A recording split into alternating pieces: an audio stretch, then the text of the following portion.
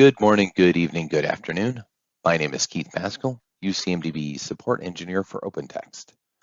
Today we're going to talk about the Zookeeper and Solr UCMDB implementation, providing that you have watched the previous videos and set up a couple of Solr servers and the Zookeeper servers in a high availability type environment. What is the out-of-the-box configuration of UCMDB? Well, by default, UCMDB out of the box has the CMS UI installed inside the UCMDB server. The integration service also runs inside the UCMDB server. And the Solr server used to run inside the UCMDB server, but now it's split into a separate process. But it runs on the same server as the UCMDB server itself. There's lots of memory overhead. The UCMDB server, you want to have as much memory dedicated to UCMDB as you can without any of this additional overhead. Additionally, we're going to lack some high availability in this model. Even if you hook up multiple UCMDB servers into an HA cluster, true high availability isn't achieved. This limitation particularly affects Solr, as it only receives updates from the UCMDB server on which it's running. Consequently, if a UCMDB server is designated as the writer, only that Solr search engine on the writer receives the updates, leaving the Solr search engine on the reader untouched. This inconsistency can lead to varying search results depending on which UCMDB server you connect to using the CMS UI. The preferred configuration would have users connecting to a load balancer. That load balancer would distribute traffic to those UCMDB servers. The UCMDB servers would be connected to via the CMS UI, also through a load balancer. So the users could connect to the CMS UI and to the UCMDB servers. In addition, the UCMDB servers all know about the different Zookeeper servers, and the Zookeeper servers know all about the Solr servers.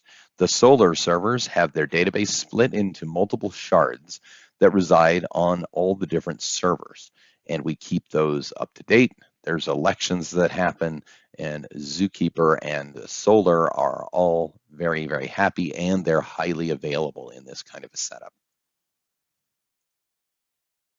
How can I examine how the Solr cloud is running? Well, you can go to the Solr Cloud view. If you don't have this Cloud tab in your Solr, then that means that your start in cloud mode was unsuccessful and it's running in standalone mode. And this could happen if you use the default UCMDB Solr XML file. In the Solr Cloud view, you'll observe that there is a number of shards that are shown, the number of nodes where the leader shards are running. We also show statuses. There's active, and active server is one that is currently running and active. Recovering means that it had failed and is now recovering, so it is going to be able to serve requests soon. Down means it is flat down. Recovery failed means there was some problem, and the administrator is going to need to examine that server to see what's going on.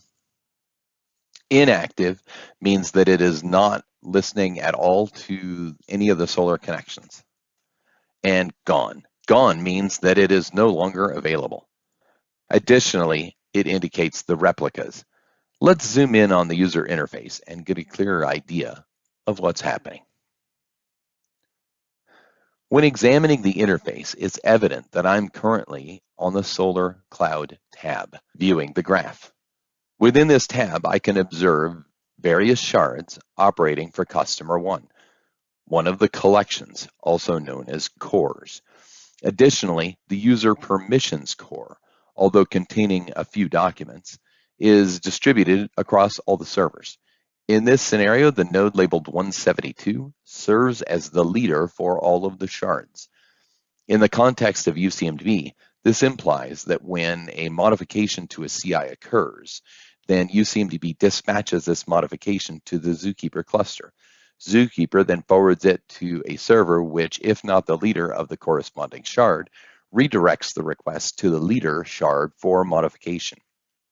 However, the majority of the interactions between UCMDB and Solr involve read requests, such as searches from the CMS UI. In such cases, the specific server connection is inconsequential.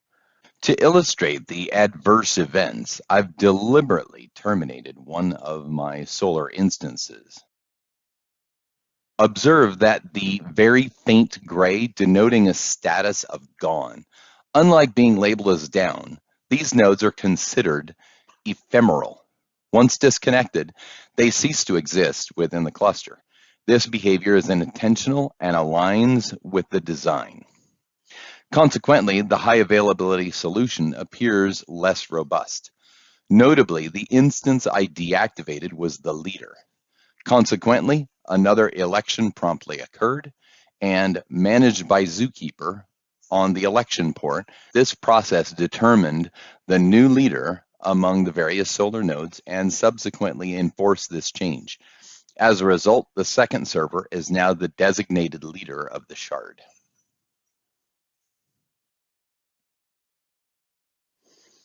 Upon bringing the system back online, I was astounded by Solr's rapid recovery time. The speed at which data was synchronized between these nodes is truly remarkable, particularly given their gigabit connections. With such high-speed connectivity, the data synchronization occurs swiftly.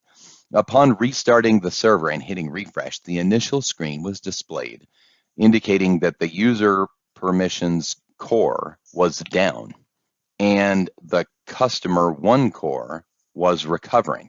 Remarkably, within a fraction of a second, the customer one core transitioned to a recovering state, while the user permission core has yet to reach this particular state. I must emphasize that this entire process unfolded in a matter of seconds, barely enough time for me to click start, refresh the page as the cores swiftly returned to operational status. This expeditious replication is one of the key benefits of adding Solr servers to a cluster.